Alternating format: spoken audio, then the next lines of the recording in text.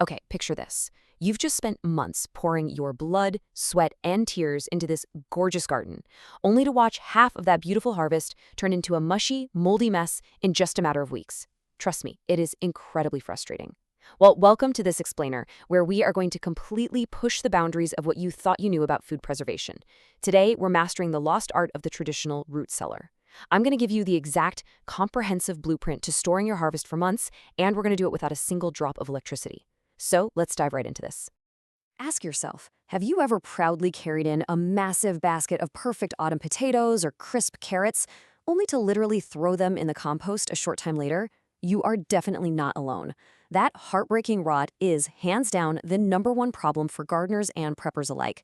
But I promise you, by the end of our time together today, we are going to solve this problem permanently. You are going to go from a complete novice to a knowledgeable cellar master. Here is our roadmap for today. First, we'll cover the basics of the perfect cellar. Second, curing the harvest. Third, specific rules by crop. Fourth, long-term storage techniques. And finally, problems, solutions, and maintenance. All right, Section 1, Basics of the Perfect Cellar. We're building the ideal environment right from the ground up. Now, what's really fascinating about this is that a successful harvest relies entirely on the geothermal and structural foundation of the space you choose. You can't just toss your veggies into a dark basement and hope for a miracle. A true root cellar uses the Earth's massive thermal inertia to naturally stabilize the temperature. So, the absolute key here is that it must be deeply excavated. But there are some incredibly strict rules you've got to follow. You cannot have any heating pipes, zero coal, and absolutely no heating fuels like diesel anywhere nearby. Why? Well, because these introduce massive temperature spikes and emit volatile organic compounds that will actively ruin your produce. On top of that, you need total, complete darkness and highly reliable ventilation to keep that air fresh. And this right here brilliantly illustrates exactly why we have to block out all those windows. When you expose a potato to light, it doesn't just age a little faster, it actually triggers a full-blown photosynthetic process. The skin turns green, which is a massive, flashing warning sign. That green indicates the buildup of a highly dangerous toxic glycoalkaloid called solanine. If you want your tubers to stay safe and edible, absolute darkness isn't just a suggestion, guys, it is a hard rule. Now, before a single vegetable crosses that threshold, we have to sterilize the room. Think of it kind of like prepping an operating room. First up, you remove every single piece of debris. Get it all out of there. Then, really mechanically scrape and wash down those walls. Step 3 is our secret weapon. You want to apply a thick protective wash to the walls. In traditional Bulgarian cellar prep, for instance, they use a highly effective mixture of gasenoir, which is slaked lime, combined with sin-kamak, which is copper sulfate. This creates this incredible, long-lasting alkaline shield against mold and fungi.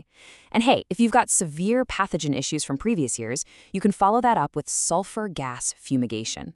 Moving right along to Section 2, Preparation. Curing the harvest. This is all about the critical transition from the fields to the cellar. Let's look at this transition phase, because this is where the real magic builds. You've got a pristine cellar, right? But your vegetables are absolutely not ready for it yet. They need to transition metabolically. You see, curing isn't just about drying vegetables out. It's a fascinating biological event called suberization. It's a metabolic phase where your crops are actively healing their own wounds and forming a thick, protective, waxy layer called suberin right over their skin. This natural armor acts as a total barrier. It stops moisture from escaping and completely blocks pathogens from getting in. It's basically nature's ultimate vacuum seal. Now listen up, because this is a mistake that ruins almost every beginner's harvest. Whatever you do, do not wash your root vegetables before storing them. Actually, just keep water far away from them entirely. Introducing water at this stage instantly awakens dormant mold spores and kicks rapid rot right into gear. The correct way to do this is to simply let the dirt dry completely and then gently dry brush it off with your hands or a very soft brush. Period. So let's run through the rapid-fire practical steps for properly curing your potatoes. Believe it or not, the process actually begins while they are still in the ground. You need to stop watering them 2 whole weeks before you plan to dig them up. Once those vines die back, just leave the tubers completely undisturbed in the soil for another 2 weeks. This toughens up their skins. Finally, you pull them up and bring them into a staging area, somewhere cool, dark, and well-ventilated, for another 1 to 2 weeks. You can use open paper bags or just layer them out with newspaper to keep the light off during this absolutely critical phase. Okay, Section 3, specific rules by crop. Because as it turns out, not all vegetables want the exact same environment. One of the biggest myths in food preservation is this whole one-size-fits-all approach. Different vegetables have vastly different thermodynamic and humidity needs. Just look at the stark contrast on this table. Your root veggies, like carrots and beets, they want it practically freezing, between 32 and 40 degrees Fahrenheit, and they demand ridiculously high humidity, up to 95%, just so they don't shrivel up. Potatoes prefer it slightly less humid. But then, look down at pumpkins and winter squash.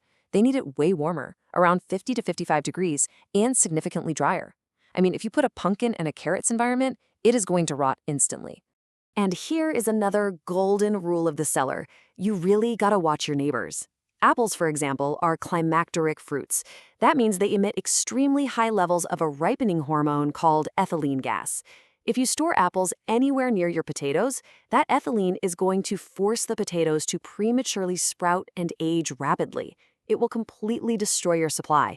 So make sure you keep your fruits and your vegetables in entirely separate zones. Let's dive into Section 4, long-term storage techniques. We're talking advanced methods for passive preservation.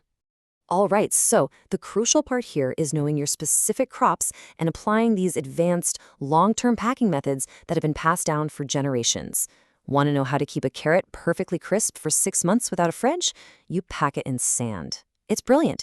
You take a wooden or plastic crate, lay down about 5 centimeters of clean river sand, and it absolutely must be river or builder sand. Never ever use sea sand because the salt content will instantly pull the moisture right out of your veggies and dehydrate them. Then you take your carrots or parsnips and stick them vertically right into the sand, exactly the way they grew in the earth. Make sure they do not touch each other. That way, if one rots, it doesn't spread like wildfire. Finally, bury them under 10 centimeters of sand and top the whole thing off with some breathable burlap. Now, cabbage requires a completely different approach. The traditional and honestly highly effective method is to leave the root attached and just hang the whole head upside down directly from the ceiling of the cellar. If you don't have the headspace for that, no worries. You can wrap perfectly dry heads in plain paper. But be warned, never use newspaper. The ink can actually leach right into the cabbage over those long winter months, and nobody wants that. Finally, we hit Section 5, problems, solutions, and maintenance. How to effectively troubleshoot your cellar through the seasons. Okay, so we've built our cellar, we've cured our crops, and we've packed them up like total pros. But nature is dynamic, right? Things change. Your absolute biggest enemy down there is uncontrolled humidity. Too high, and you get devastating rot. Too low, and your harvest just shrivels into dust. If your cellar is running a bit too wet, you need actionable solutions. You can literally just toss in some silica gel bags, or even clean unscented cat litter in cloth bags to pull that moisture right out of the air. Another incredibly clever trick we pulled from the sources is placing dry beetroots, onion skins, or straw right around your potatoes. These act as natural desiccants to absorb all that excess condensation. And of course, the absolute golden rule. Inspect your harvest regularly and instantly remove anything that's even showing a hint of decay. Remember, you are the master of this microclimate. You have to actively manage the airflow and those temperature fluctuations. During the warmer transition months, you've got to open the ventilation windows at night. This naturally purges the hot air out of the cellar. Just make sure to close them up before the sun comes up.